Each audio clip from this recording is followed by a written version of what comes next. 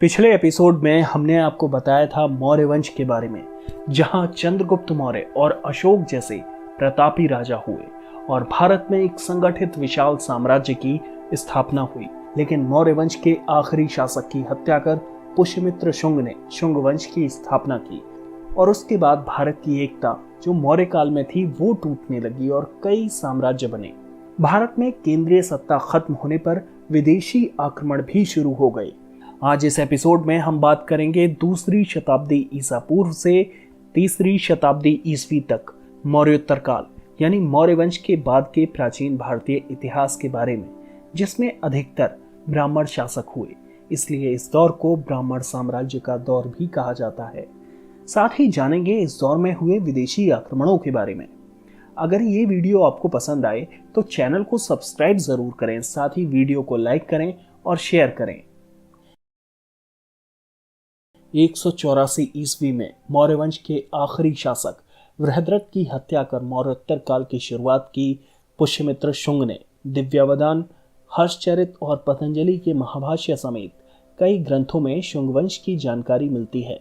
पुष्यमित्र शुंग ने अपनी राजधानी विदिशा को बनाया और उसने ही मिरांडर नाम के हिंद यूनानी आक्रमणकारी को पराजित किया था और पतंजलि से 2 बार अश्वमेध यज्ञ भी कराए थे। पुष्यमित्र के बाद उसका पुत्र अग्निमित्र शासक बना, जो कई सदियों बाद कालिदास रचित नाटक मालिकाग्निमित्र का नायक था। देवभूति शुंग वंश का आखिरी शासक था, जिसकी हत्या भी उसके मंत्री वासुदेव ने कर दी और कण्व वंश की स्थापना की। ब्राह्मण होने की वजह से शुंग शासकों को बौद्ध धर्म का विरोधी माना जाता है, लेकिन शुंग वंश के दौरान स्तूपों पर विशेष काम हुआ।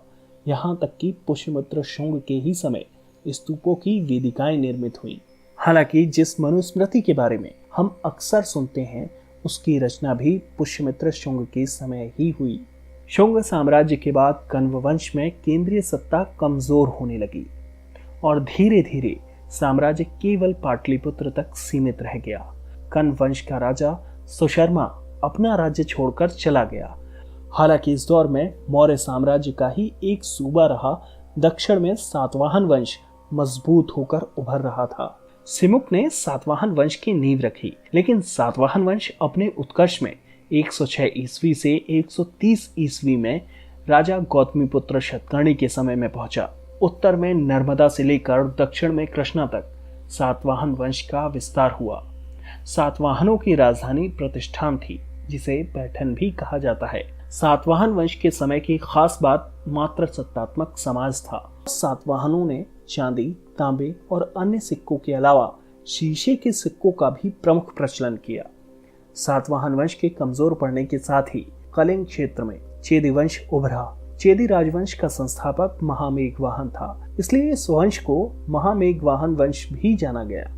इस वंश का सबसे शक्तिशाली राजा खारवेल था, जिसकी जानकारी हाथी गुफा अभिलेख में भी मिलती है।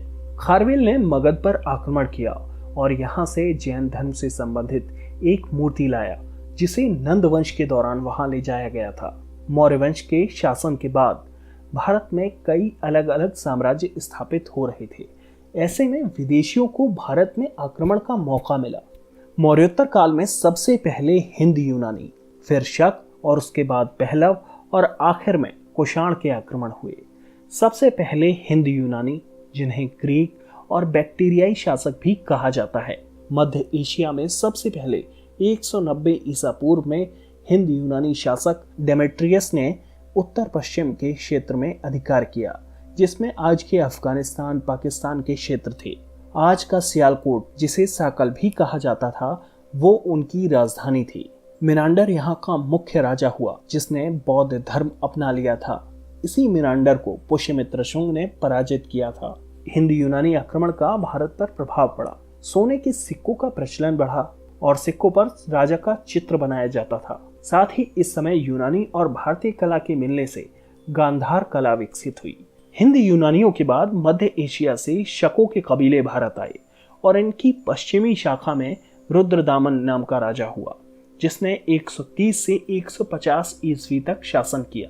इसने मौर्य काल में सिंचाई व्यवस्था के लिए बनाई गई सुदर्शन झील का जीर्णोद्धार कराया। रुद्रदामन संस्कृत भाषा से बेहद प्रभावित था पहला संस्कृत का अभिलेख उसके काल का ही मिलता है, जिसे जूनागढ़ अभिलेख भी कहा जाता है। हालांकि आगे चलकर उज्जैन के राजा ने शकों को पराजित किया और विक्रमादित्य की उपाधि धारण की। साथ ही 58 BC में कैलेंडर जारी किया, जिसे आज भी हम विक्रम संवत के नाम से जानते हैं। शकों के बाद भारत आने वाले पहलव या पार्थियन थे, जिन्होंने अपनी राजधानी तक्षशिला बनाई थी।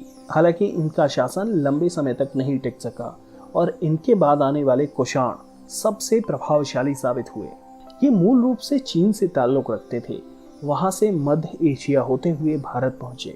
कुषाण वंश का प्रमुख शासक कनिष्क हुआ, जो 78 ईस्वी में राजा बना और शक संवत की शुरुआत की। कनिष्क के कुछ पूर्वज शिव के उपासक रहे, लेकिन उसने बौद्ध धर्म को अपनाया और चौथी बौद्ध संगीति का आयोजन कुंडलवन कश्मीर में कराया। बौद्ध चरित्र की रचना करने वाले अशोक घोष, चरक संहिता की रचना करने वाले चिकित्सा के विद्वान चरक, शल्य चिकित्सा के जनक माने जाने वाले सुश्रुत और भारत के आइंस्टीन कहे जाने वाले नागार्जुन कनिष्क के ही समकालीन थे। और इसी समय गंधार और मथुरा कला का विकास अपने चरम पर पहुंचा। कनिष्क ने अपना राज्य विस्तार मगध तक कर लिया। कनिष्क की गिनती भारत के महानतम राजाओं में होती है, जिसने मौर्योत्तर काल में एक बहुत बड़े साम्राज्य की स्थापना की और अपनी पहली राजधानी पुरुषपुर यानी पेशावर को बनाया। राज्य विस्तार के बाद इनकी दूसरी राजधानी मथुरा बनी। सिल्क रूट यानी रेशम मार्ग पर अधिकार की वजह से कुषाणों ने इस पर टैक्स यानी चुंगी लगाई, जिससे भारत की समृद्धि में और इजाफा हुआ।